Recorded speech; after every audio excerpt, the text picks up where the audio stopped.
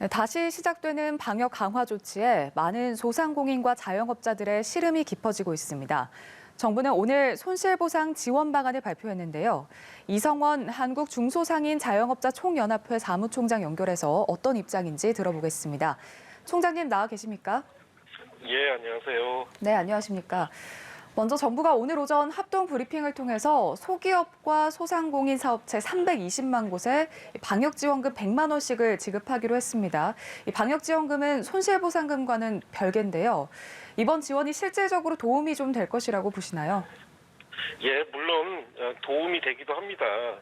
근데 이제 저희가 걱정스러운 것은 돌이켜보면 지난 7월 달에 사회적 거리두기를 4단계로 굉장히 높은 단계로 진행을 하면서 정부에서 짧고 굵게 하겠다라고 말씀을 하셨는데 거의 4달 가까이 이어졌거든요. 근데 과연 이번 조치도 지금 1월 2일에 다시 판단하겠다고 했는데 이게 과연 1월 2일 안에 끝날까 계속 지속될 가능성이 높거든요. 보다 장기적인 지원책이 필요하다고 생각합니다.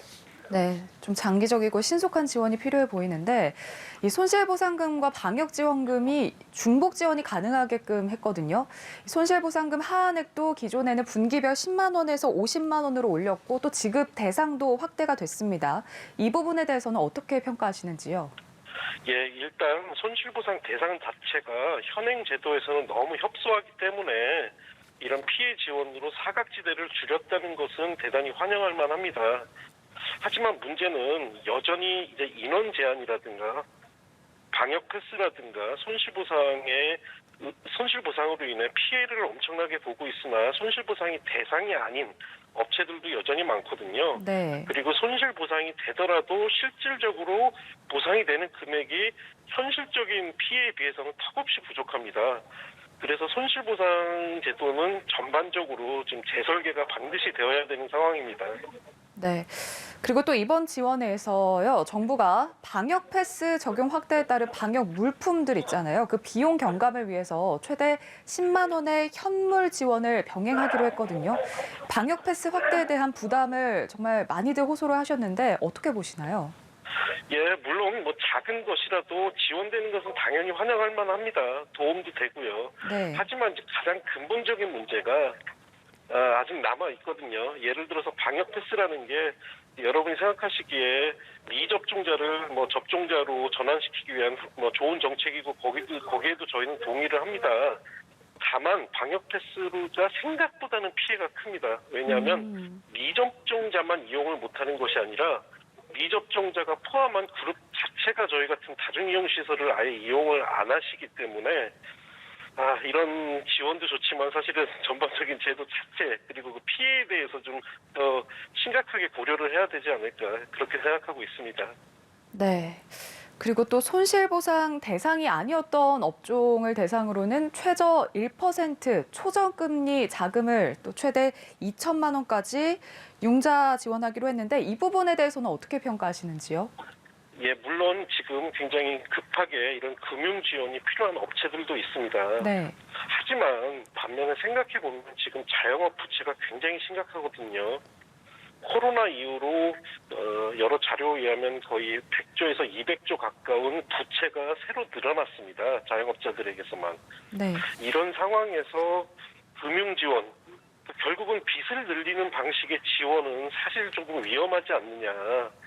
오히려 그런 방식보다는 지금 시급한 것은 기존의 부채를 탕감해주는 그런 지원책이 있어야 되지 않나 하는 생각도 듭니다. 네. 18일 내일부터죠. 강화된 거리두기가 시행이 됩니다. 세부 내용을 보면 유흥업소, 카페, 식당의 경우는 밤 9시까지 영업시간을 단축을 하고요. 그리고 접종자들의 경우는 4명까지 이용이 가능하게 되는데 이게 참 예측하기 어렵지만 어느 정도의 타격이 있을 거라고 보십니까? 저희도 지금 정말 예측이 좀 불가능한 상황인데요. 네네. 일단 해당 업종들, 특히 자영업 전반에 걸쳐서는 원래 지금 시기가 1년 중 가장 최고의 특수를 누려야 되는 시기인데 아예 이런 거리두기가 사실은 경제활동 자체를 국민들의 경제활동 자체를 좀 둔화시키는 효과가 있어서 엄청난 타격이 있을 것으로 예측이 되고요. 네. 또 그 시간 제한으로 인해서 유흥업소 같은 경우는 사실상 그 시간 제한이 된 9시부터 원래는 본격적인 소비가 일어나는 활동이다 보니까 어떻게 보면 일부 업종들에게 있어서는 집합 금지나 다름없는 굉장히 강하고 가혹한 조치인 것 맞습니다. 네. 말씀하셨던 것처럼 지금 연말 특수 그 시기거든요. 이 특수를 염두에 두셨던 분들 중에서는 못 뽑았던 아르바이트생을 다시 내보내야 하는 상황도 있고요. 또 직원을 내보내야 하는 상황도 있는데 영업 계획을 좀 급하게 수정을 해야 되는 것 같아요. 어떻습니까? 이전 사회적 거리두기 때부터 그랬고 사실은 네. 정부가 좀 더 장기적인 계획을 가지고 자영업자들이 대비를 할 수 있도록 해주셨으면 좋겠는데 이번 조치가 지금 1월 2일 날 연장 여부나 어떻게 할지 다시 발표를 하겠다고 그렇게 발표가 났는데 그러면 이제 자영업자들이 고민에 빠질 수밖에 없습니다. 현재 고용을 1월 2일 날 다시 완화될 것으로 예측하고 유지를 해야 될지 네. 아니면 안타깝지만 지금 상황이 계속 지속될 것으로 생각하고 정리를 해야 될지 그 고민에 빠질 수밖에 없는 상황이고요. 그 사이에 역시 고용 인력과 여러 갈등도 발생할 것으로 보입니다. 참 이러지도 저러지도 못하는 상황입니다. 네, 좀 그만큼 굉장히 엄중하고 또 긴박한 상황이라 많은 분들의 좀 이해가 필요한 시점이 아닐까 싶은데 그렇다면 오늘 정부가 발표한 지원 내용들 중에서 조금 더 보완이 돼야 하는 부분, 자영업자들의 요구안은 어떤 건가요? 예, 세 가지가 지금 더 보완이 되어야 될 것 같은데요. 네, 어쨌든 오늘 발표하신 내용에 대해서는 당연히 도움되고 환영하나 기존의 그 부채를 탕감할 수 있는 정책이 지금 빨리 나와야 됩니다. 부채 폭탄이 언제 터질지 모르는 상황입니다. 그리고 두 번째는 손실보상, 다시 한번 말씀드리지만 전반적으로 재설계가 이루어져야 될 것 같습니다. 그 대상에서부터 실제로 지원되는, 보상되는 금액에 있어서까지 전반적으로 다시 설계가 돼야 될 것 같고요. 네. 마지막으로 또 한 가지 중요한 것은 지금 골목상권의 소비가 꽁꽁 얼어붙었기 때문에 이것을 다시 어떻게 활성화시킬 것인가에 대한 활성화 정책도 반드시 제시되어야 될 것 같습니다. 네, 지금 세 가지 개선안을 말씀을 해주셨는데 만약에 요구하시는 부분들이 개선이 안 될 경우에는 향후에 어떤 대응을 계획하고 계신지요? 지금 자영업자들 그리고 자영업 단체들마다 지금 대비하는 상황은 조금 다른데요. 네, 많이 알려져 있다시피 이제 더 이상 참지 못하겠다. 분노한 자영업자들은 아마 다음 주에 대규모 집회를 준비하고 계시는 분들도 계시고요. 한편으로는 지금 방역 상황이 너무 안 좋기 때문에 어쩔 수 없지 않느냐라고 좌절하고 계시는 분들도 계시고요.